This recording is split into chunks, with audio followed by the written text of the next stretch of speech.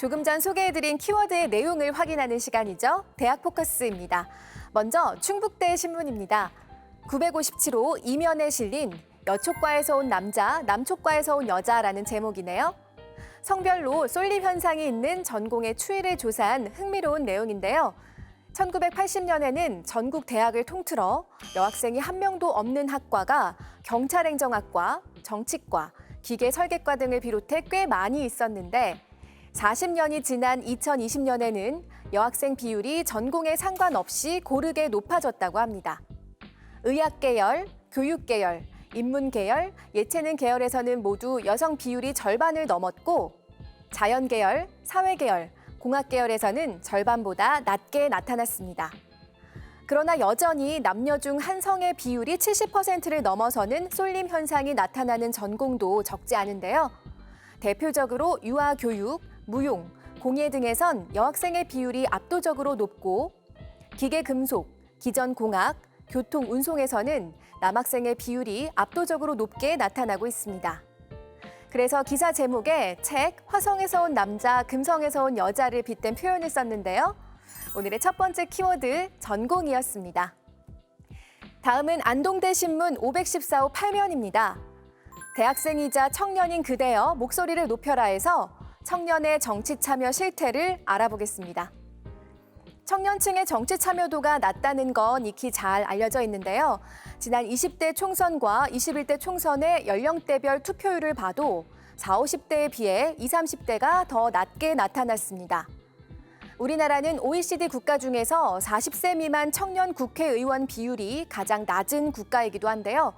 21대 총선을 기준으로 40세 미만 청년 유권자는 전체 유권자의 13%를 차지하지만 선거 결과 당선된 40세 미만 의원은 4.3%에 불과합니다.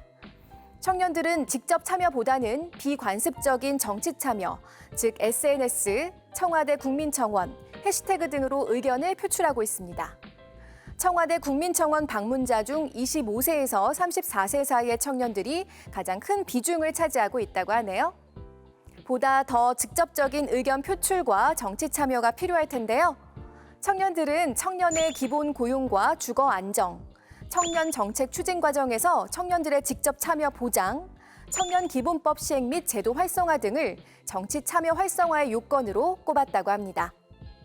청년들의 정치 참여 현황에 대해서 알아본 오늘의 두 번째 키워드는 청년 정책이었습니다.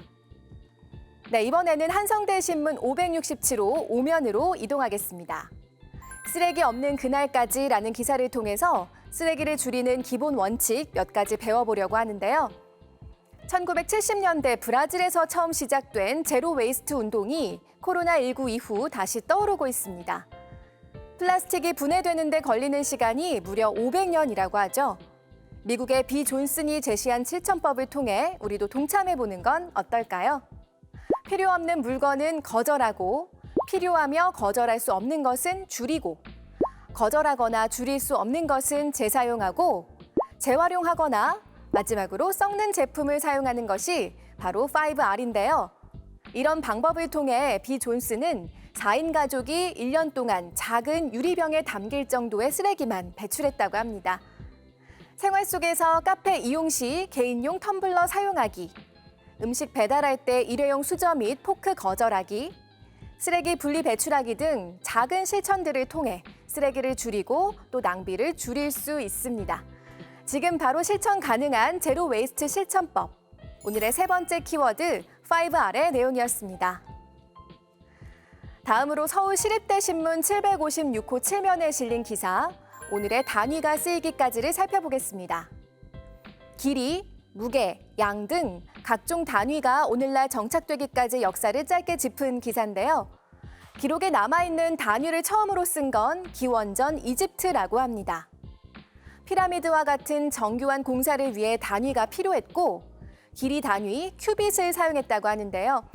지금 기준으로 1큐빗은 약 48.5cm라고 합니다. 길이를 재는 자, 무게를 재는 저울, 부피를 재는 되를 묶어서 도량형이라고 부르는데요. 중국을 통일한 진시황이 도량형을 가장 먼저 통합했다고 합니다.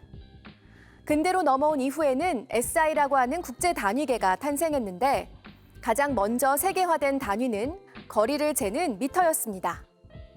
18세기 말 프랑스에서 시작된 미터는 적도부터 극점까지의 거리를 천만으로 나눈 길이였다고 하는데요. 하지만 그때와 현재의 미터는 다릅니다. 정확한 단위를 산출하기 위해 자연 표준을 기준으로 삼고 있습니다.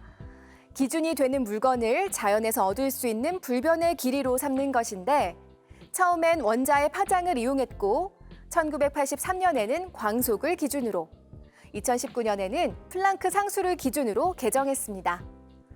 지금은 킬로그램, 초, 켈빈, 암페어, 칸델라, 몰까지 국제 단위에 편입되었다고 하네요. 이렇게 단위의 역사에 대해서 살펴본 시간, 오늘의 마지막 키워드 미터였습니다. 지금까지 대학 포커스였습니다.